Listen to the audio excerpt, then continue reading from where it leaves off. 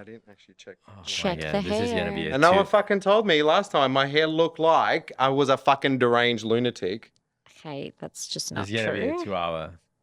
Ready? Yeah. Ready, Andreas? Sure. Are we ready?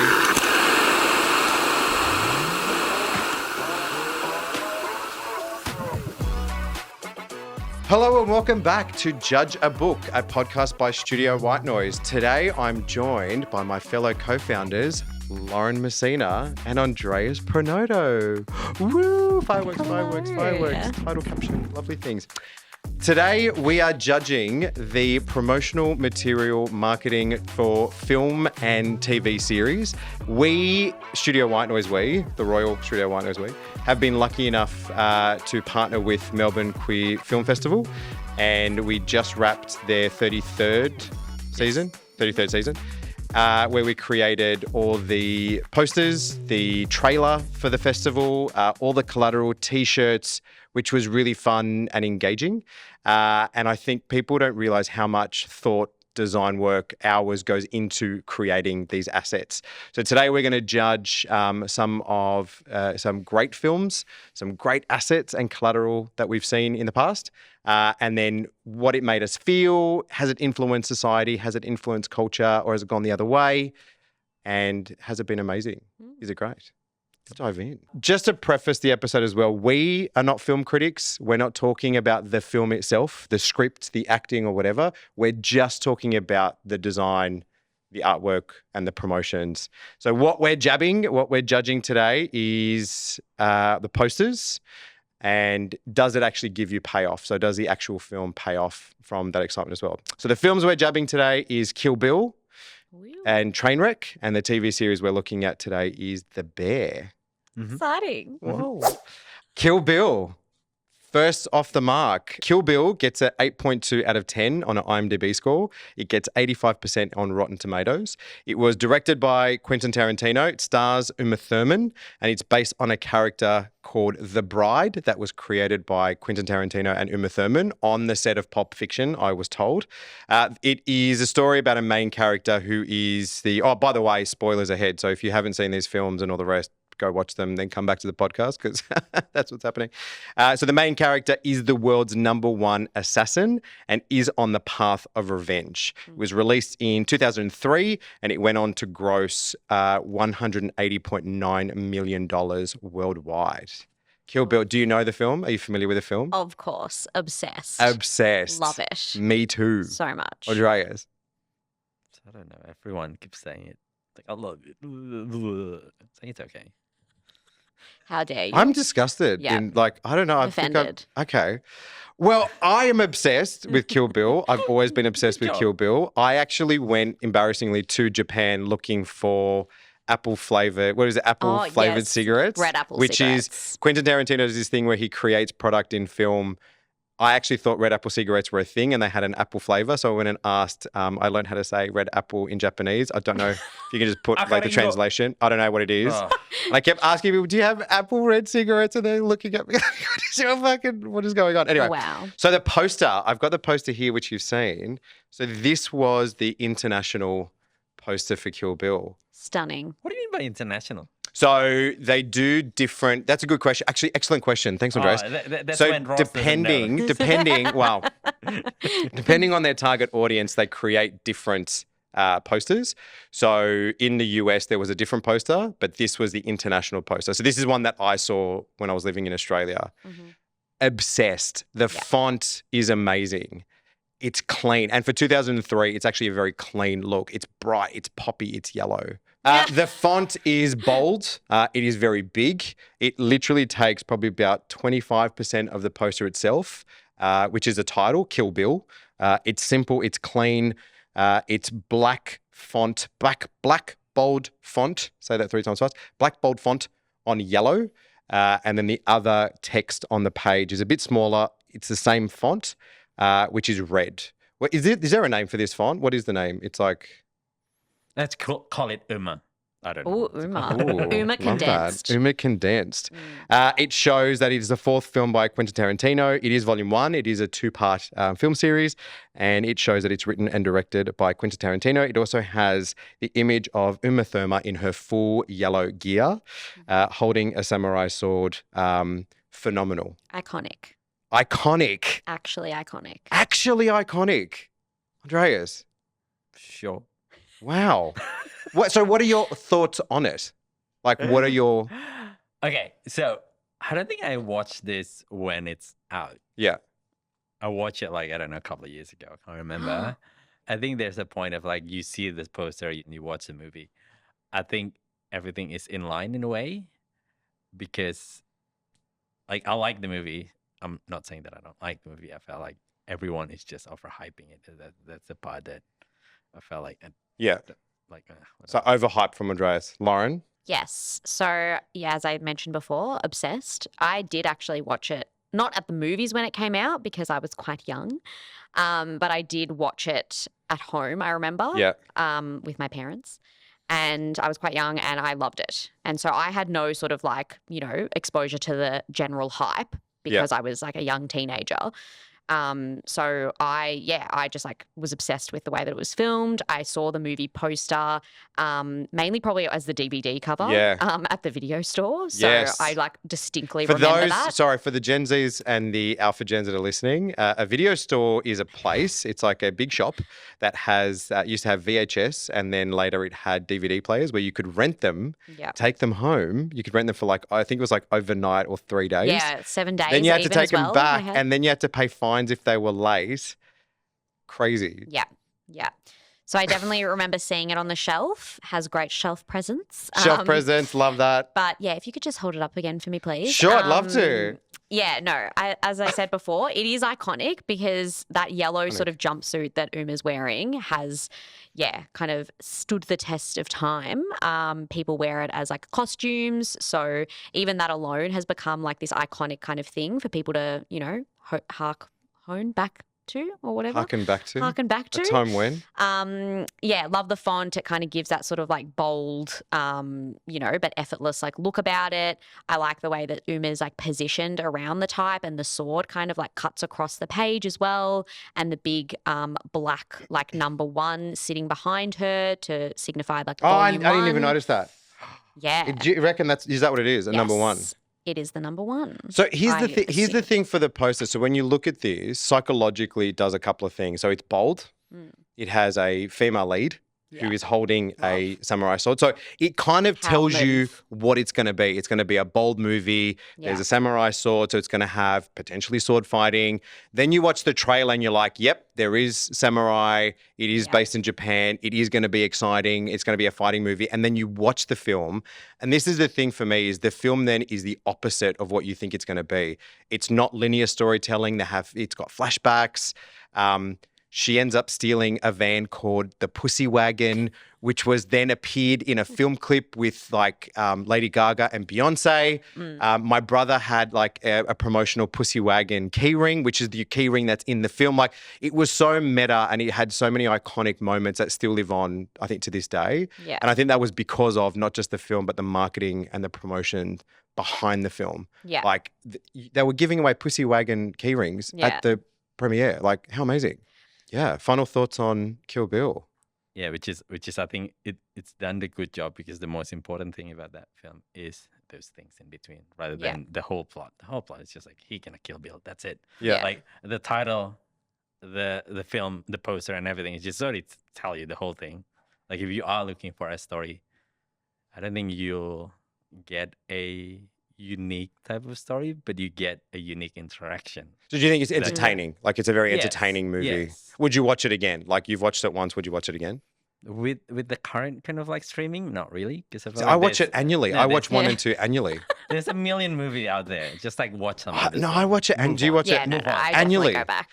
To be honest, we're not talking about 2 either, which is a bit crazy. But 1 is more Japanese-inspired samurai style film, and 2 is more of a cowboy kind of Western style film. And even the fact that the collateral changes, the posters change. Anyway, I'm obsessed. It's perfect. End of story. You can fight me on that. I don't care. So the other film that we chose to jab was Big reveal. Trainwreck.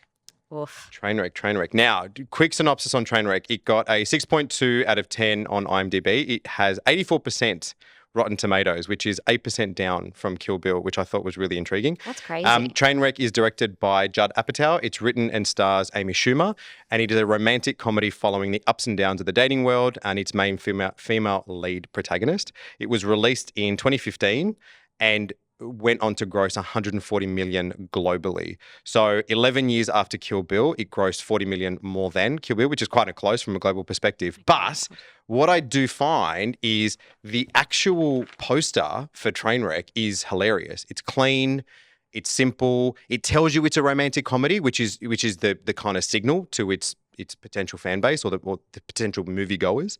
So the poster is a grayscale background. It has the two main leads. The star, Amy Schumer, is in the front. She has a alcohol covered bag. She's wearing a bright yellow dress. She's got her finger up as in a wait a moment. The top headmask has got Trainwreck in bright yellow, common theme. It actually has From the Guys Who Brought You Bridesmaids, which I think is a attempt to connect the funny, as in Bridesmaids was really funny. You're going to love this. So it's a little bit of a promotional throwaway line. Trainwreck, we all know one. Haha. A very humorous poster. And then I've forgotten the actor's name.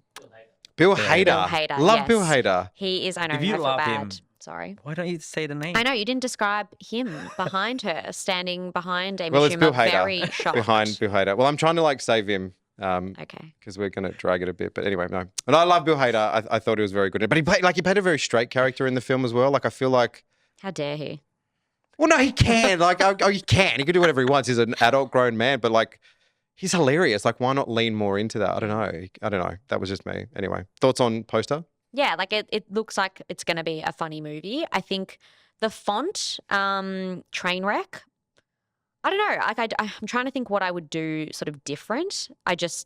There's nothing wrong with the font. I guess it just probably could be something a bit more interesting. It's a handwritten sort of wonky font. Maybe that's a play on the fact that she's a train wreck. I don't know. I think that's what, yeah. Well, I think that's what it is. Yeah, but then if so, then would you not kind of have... unhinged. Yeah, some of it breaking apart in some way. I don't know. Maybe I'm overcomplicating it, but yeah. So you would have done a bit more damage. Bit more damage, yes. Wreck it a bit more. I do like the poster, the simplicity of what it is. And I feel like the font itself is kind of this is Judd Apatow movie, right? Yes. Yeah. I think the font itself is kind of his style. Because he used that kind of font for some of his movie Okay. or TV series. Yep. I think what catch me and then makes me want to watch it is because Bill Hader was there. Yeah, right. Okay. Not because Amy Schumer. Really? Yeah. I don't know. There's second characters in that poster, but I felt like his presence in the movie is not as important. Yeah, that's true, actually, yeah. Amy Schumer is the main character and that's it. Do you think they put him in there for a bit of star power, as in to say it's going to be funny? I don't think he's a star power as what he is at now. But do you think it signals to the audience that this is going to be funny because Amy Schumer's funny, Bill Hader's funny? So automatically you look at it and you go, this is going to be funny. Yeah, I think so. That's what a letdown for me is that he's not as present. Yeah. It's and just also, basic. Yeah, like you said, the bridesmaid reference, I think that then makes you expect more from it because Bridesmaids was. So that would be the only part for me that was then a letdown, I guess, because I get what you mean. I agree. When you're going to see a rom-com, you do have a lower expectation. This is just going to be a lighthearted, easy to watch thing. Yeah. But then, seeing that, I was probably expecting more and I didn't think it was as good as I was expecting. I almost get really shy from movies. The minute they say from the people who brought you, I tend to step away. I just think, ignore it. Yeah, me too. It's almost and maybe it's because we work in industry. So when you're selling hard, there's something wrong. I think you know at what the I mean? moment it's just being overused, on everything. From the guy who bring love. I feel like you guys are being a little bit hypocritical because no one said anything about Quentin Tarantino being mentioned twice on the film poster. Oh, yeah, yes, the it is fourth film by twice. Quentin Fourth Tarantino, film written and directed by Quentin Tarantino. Yeah, so he's mentioned twice on there, but when we mention Bridesmaids, it's a big no and an ick. I personally don't have an answer for you. I'm biased, clearly, but I think that's the point. Like, you see the Tarantino, it's his filmography. Like, this is the fourth installment in. And for me, it's signal, like, I'm his target audience, clearly. And it's a good thing for me. But it's stating facts, as in it is the fourth, I guess. I guess Bridesmaid was a thing as well for you, but then you get disappointed because it's not as far Thank you, Andreas. Thank you. I did forget that. Yes, Lauren. I think I laughed so hard in Bridesmaids, I was in tears in the theater. And I think that's what it was. It set it up to be this hilarious film. Yeah. And it didn't score badly. Like the rating of it's mixed reviews. Some people loved it, some people didn't love it. Yeah. I'm in the didn't love it camp, so I was more biased. But I think it was.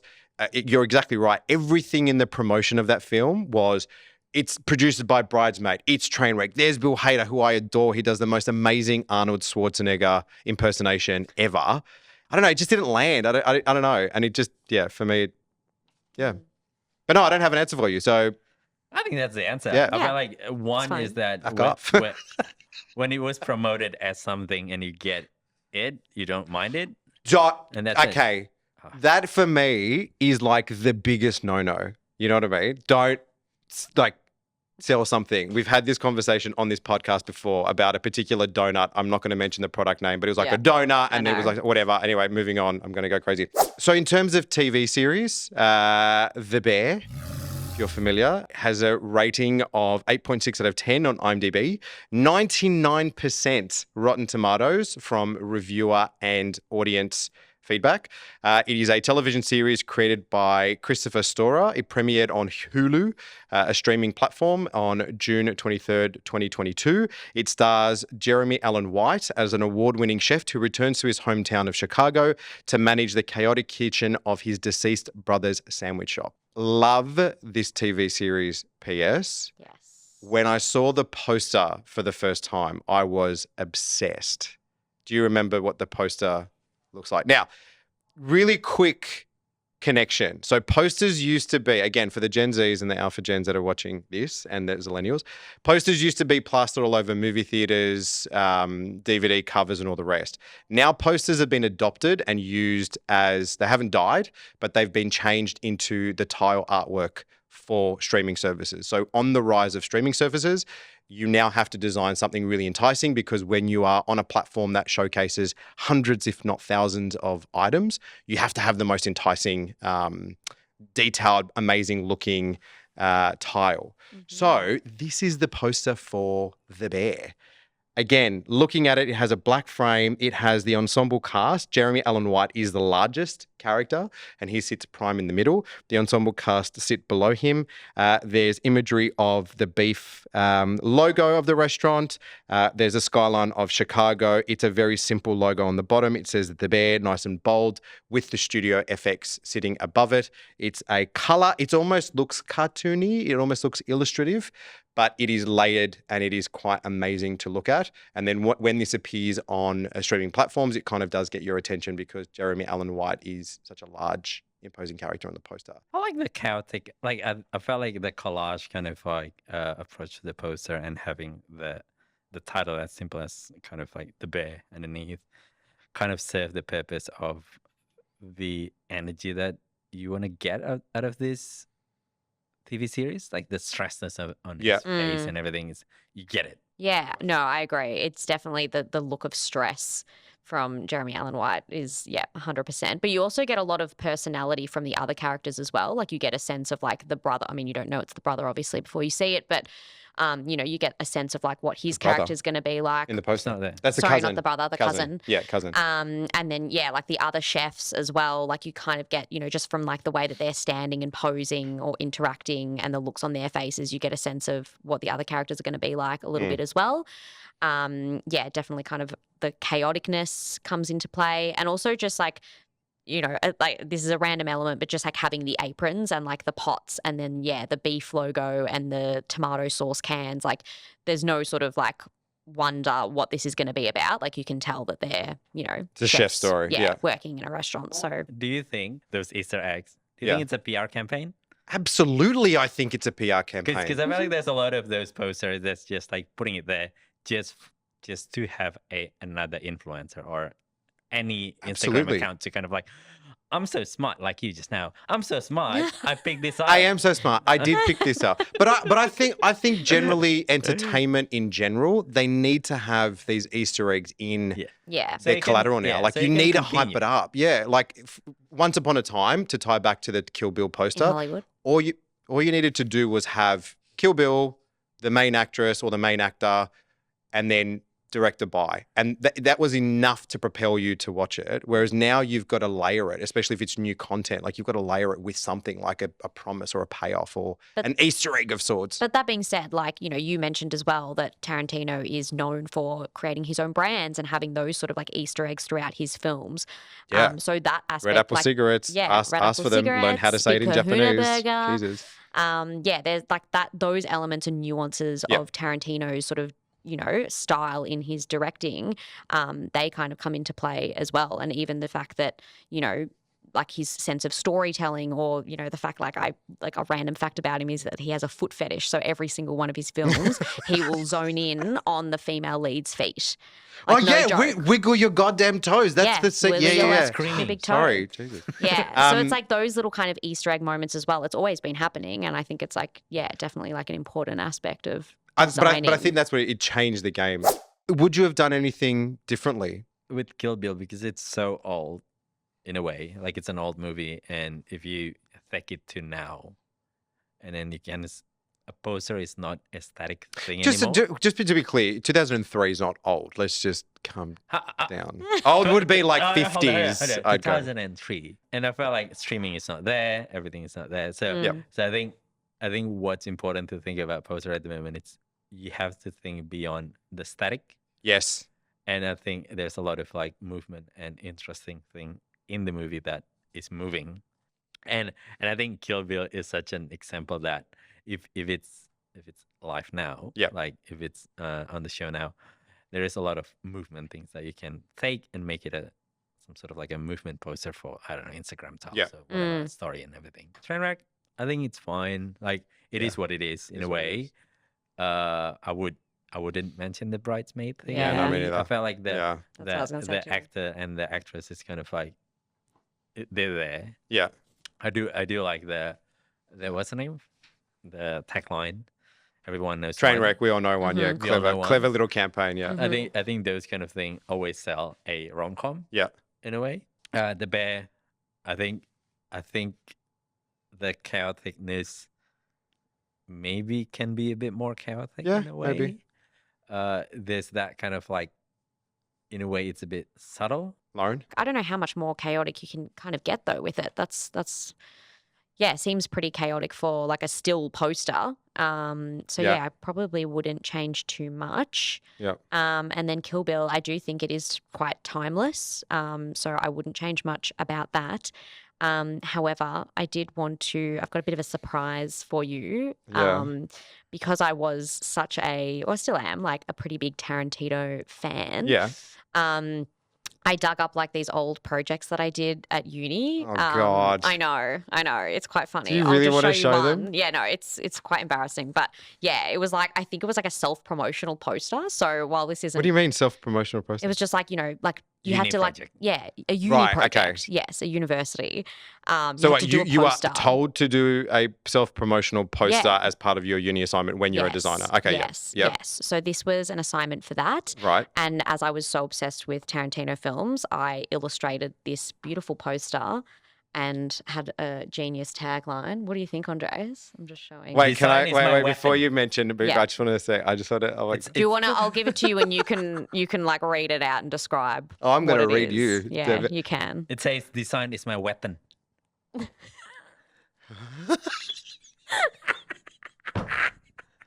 There's a gun for the P. Genius. Like, how am I a design director? I don't know. my, Lauren. Yeah. Okay, so I did an illustration of some iconic Tarantino film characters. We have Uma Yeah. Thurman as Kill Bill as the centerpiece. Love her. Her sword is holding in front of her, and on the sword is my name, bold Lauren and proud, Messina, Lauren yep. Messina, all caps. Behind her, there is Tarantino with gun to his head, which is an iconic shot of his. There's an Inglourious Bastards character. There's Django Unchained characters in the front. And the big tagline is, "Design is my weapon, using a gun for the P." And then in very small text underneath, I think I wrote, can you read that? graphic designer, professional Procrastinator. film fanatic, illustrator, photographer, Lauren Kim Ott. 01. Lauren think. Kim01.tumblr.com. My Tumblr was on there too. I'm keeping this. You can. Yeah, thank I you. can print This you a is larger one if you like. amazing. Yeah. So not really what you do differently, but just some shameless plug Yeah. promotion. Yeah, on Just that. a funny. I personally wouldn't do anything differently except for that one little minor thing. The guys who brought you bridesmaids, but generally they do the job of what they need to do. The content sometimes doesn't marry off, which I think is fine. What do you think? Comment below. Do you agree with us? Do you not agree with us? Do you also hate Kill Bill as much as what Andreas does? I don't hate it. Yeah, you hate it. I hate yeah, the you hate it. overhype of it. And if you are looking to work with us, you can stalk us at white-noise.com.au, or if you'd like to get in contact, it's hi@white-noise.com.au. Bye.